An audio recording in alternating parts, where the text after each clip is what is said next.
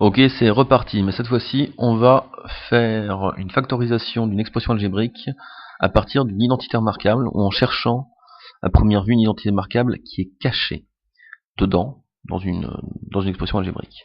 On commence avec un cas qui est assez sympa, 9x carré moins 16. Alors, qu'est-ce que je fais là-dedans quand j'ai une expression comme ça et que je passe avec plus de subtilité, j'essaie de trouver une factorisation plus subtile.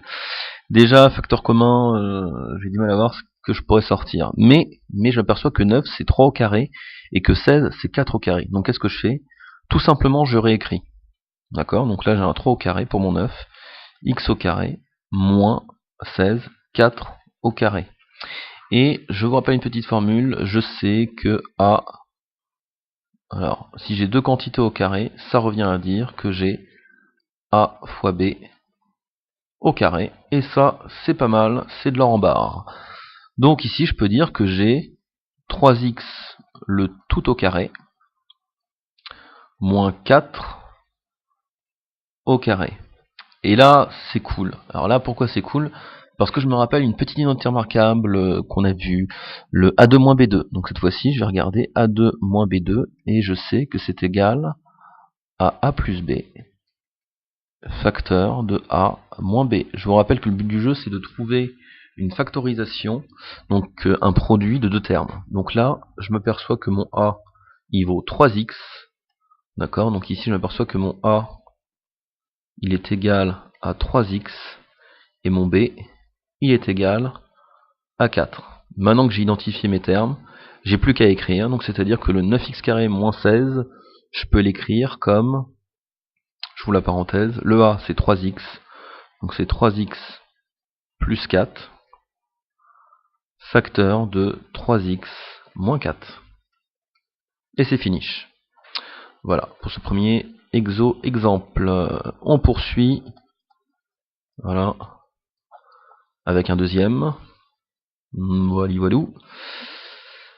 Nous allons faire quelque chose d'un peu plus péchu. x2 plus 10x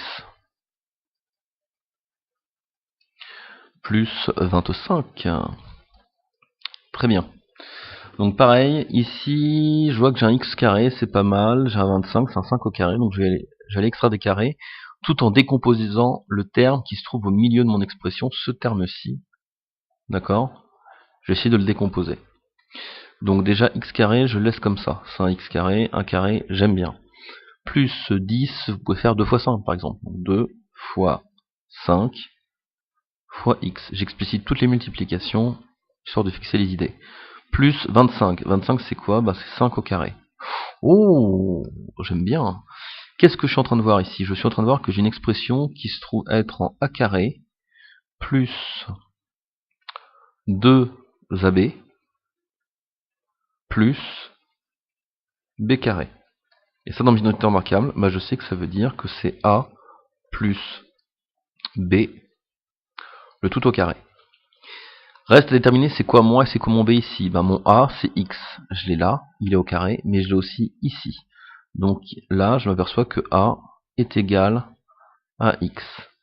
Mon B, je vais le mettre en jaune, tiens, mon B, je le trouve ici, et je le trouve là à la puissance 2. Donc mon B, il est égal à 5. Et j'ai ce fameux, je vais le faire en rose encore, j'ai encore ce fameux facteur 2 qui se balade là, donc je retrouve bien une forme en a carré, plus 2 fois b fois a, ou 2 fois a fois b, pareil, plus b carré.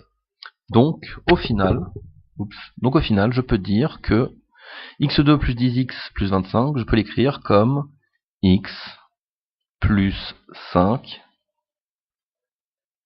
au carré. Voilà.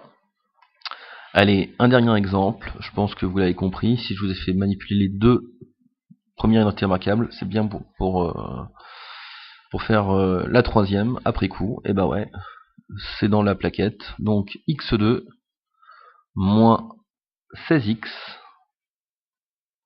plus 64. Plus 64. Pareil, x2 j'aime bien, je vais me le garder, et ensuite moins, et le 16 je le décompose. Alors j'ai du 4 x 4, ouais, j'ai du 2 x 8, voilà, qui peut être sympa. Et je m'aperçois qu'en dernier terme, j'ai du 64. Donc 64, c'est un carré aussi, c'est un 8 au carré. Très bien. Donc j'ai commencé par ce terme-là. Ça peut paraître bizarre, mais je commence d'abord pour mon terme au carré, 8 au carré. Donc ici, je me dis, je dois avoir du 2 fois x fois 8. Est-ce que ça fonctionne? Oui, ça fonctionne. 2 fois 8, 16. 16 fois x, 16x. Donc j'ai bien du 2 fois 8 fois x. Et là, pareil, je m'aperçois que j'ai une forme en a carré moins 2ab plus b carré. Et donc ça, si je fais une factorisation, donc si je regarde mes identités remarquables dans le sens contraire, ça va me faire a moins b au carré. Je me lance dans la bataille. Donc j'ai x au carré ici, ça va être mon a. Donc je vais mettre que mon a c'est égal à x. Mon b, il est où? Il est là. C'est mon 8, donc c'est le 8 ici, le 8 là. Et bien sûr, mon facteur 2 qui se balade dans ce terme qui mélange du a et du b. Alors j'oublie de le marquer, tac tac tac, mon b, il est égal à 8. Ça permet vraiment ensuite avec de la vitesse, on fait plus du tout ça, hein, mais vraiment pour que vous puissiez suivre la philosophie de ce que je suis en train de faire. Donc ici, mon a il vaut x, mon b il vaut 8, donc entre parenthèses, j'ai x moins 8, le tout au carré. Et voilà, et je viens de terminer et de faire une belle factorisation en utilisant les identités remarquables. Donc première chose, quand vous ne voyez pas de facteur commun, c'est que généralement on a caché une identité remarquable. Par contre, si vous trouvez un facteur commun, n'hésitez pas à aller checker, à regarder s'il n'y a pas une identité remarquable, parce que des fois, on peut avoir des deux qui se baladent, mais là c'est plutôt des techniques mixtes, et là c'est ce qu'on fera après, c'est-à-dire mélanger de la simple factorisation, un facteur commun, pour ensuite aller chercher une identité remarquable. Là on est sur quelque chose d'un peu plus pointu, vous allez voir, c'est pas l'Everest, ça se passe bien. Merci d'avoir suivi cette petite partie.